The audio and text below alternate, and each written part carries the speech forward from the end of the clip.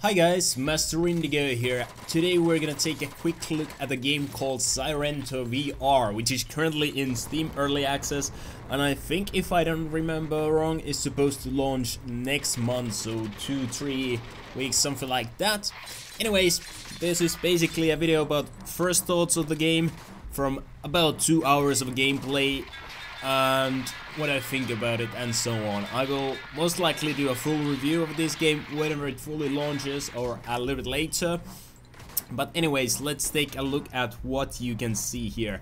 The gameplay is, by the way, recorded on HTC Vive, and that is what I currently have. I'm not sure if this works on Oculus or not, but the Steam store page should tell you that. According to the Steam store page, this game, Sairento VR, is, well, best cyber ninja game ever. Out of the VR games I have played, which is a few dozen I would say, I can say that this is one of the best, and not only on the cyber ninja category. This video will be mostly the first impressions of the game, and as I said, what I already think about it. And as this is a first impressions video, so to say, I can't really cover all the things. I haven't seen basically everything their game has to offer and so on, but what I can already say is that this game has tons of content. Many VR games that I've played, most people's complaint about VR games is that they are mostly demos, basically shooting galleries. You stand in a place and shoot a little bit of enemies and that's it. That was something that was wrong with the John Wick VR game, even though it had okay weapon handling mechanics and atmosphere. The AI was stupid in that game, and you only stood in one place. But in this game, I was really surprised, pleasantly surprised. Whenever I launched the game, I saw tons of different maps, different game modes, and vast upgrade system.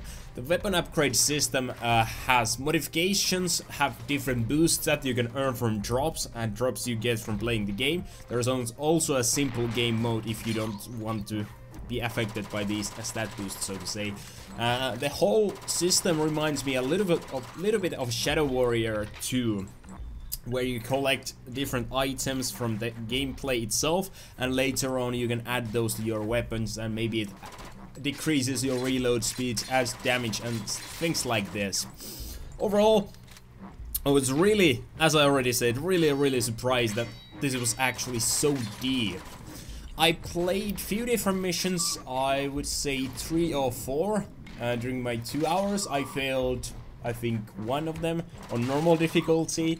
And I did enjoy a lot. All of the maps I played were in completely different looking zones. The first one was kind of like a corridor where you proceeded from room to room. The second one was like this Japanese temple or something like that. Chinese temple, sorry, I don't know. Don't call me racist. And the last one I played was in this huge area with different levels and so on. I'm not gonna explain all the levels in the game, and obviously I haven't played all of them. Some are a little bit more flat and some are more vertical. On my first mission it was clear how awesome the movement in this game is. The movement system brings the action to whole another level. Jumping from wall to wall, executing enemies by hopping on them feels amazing. I really like teleportation in VR games, but in this game it actually feels really natural. I wouldn't really think anything else would work here. I'm not sure if it has anything else than teleportation movement system, but because how you don't only move forward sideways because you jump on walls and so on, I think the teleportation is the best possible way to play this game. There's tons of weapons in the game. There's katanas, pistols, SMGs, shotguns, assault rifles, and my personal favorites. All of these were basically running a melee weapon in one hand, a pistol in another hand, and whenever I was jumping in slow motion, sometimes some akimbo pistol action. I did try most of the weapons, at least those that were unlocked straight from the beginning. I'm not sure if there's more to unlock or not. But jumping air in slow motion, trying to mow down enemies with the akimbo pistols is straight out of Matrix. Closest to enemies, I just took out my sword and hit them. The energy sword is actually super satisfying. I feel like in a ninja game, it is what you're supposed to do. You're supposed to use the swords. There's also assault rifle, shotguns. I did try those, but out of all the available weaponry, I did not enjoy these as much as everything else. Aiming with these weapons, if you want to aim down sights, obviously it is possible. There's a red dot, I think, on those weapons and so on, but it slows the combat down a little bit and a little bit ruins the immersion for me. If I'm a badass cyber ninja, I want to go as fast as possible and don't want to stop to aim. And basically, to keep the energy flowing, I can appreciate that there are different weapon options, and I'm sure that many people will enjoy these. But for me personally, pistols and maybe even the SMG for one hand and a sword in another hand is the best way to play these games. There was also throwing stars, but I had no idea how to use those. I did try. I do know how to throw them, but I hit absolutely no enemies, so I guess there is some learning to be had there. During the playtime, I encountered many different enemy types with different weapons, distinct movement patterns.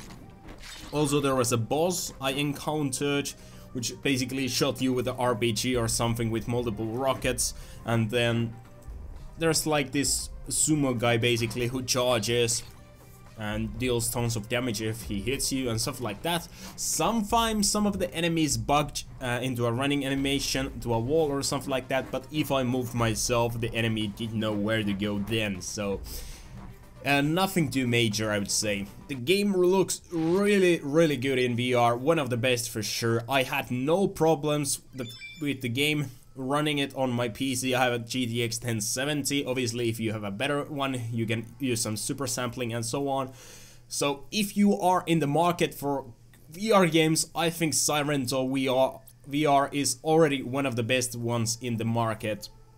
I think Raw Data and Sairento VR are about on the same level. Both look absolutely beautiful and play really nicely. This game is currently, as I already said, in early access, coming out next month. There is also a co-op game mode. I haven't tested that one out yet. And if I read correctly in Reddit, I think they introduced a stealth game mode in the latest patch. Anyways, I am looking forward to the full release, and I will surely dive into this game more deeply in the future, hopefully making a full review whenever the game comes out. Anyways, I hope you guys are having a good day. I'll see you later. If you want to check out the game, check out the description for a Steam link. Master Indigo, signing out.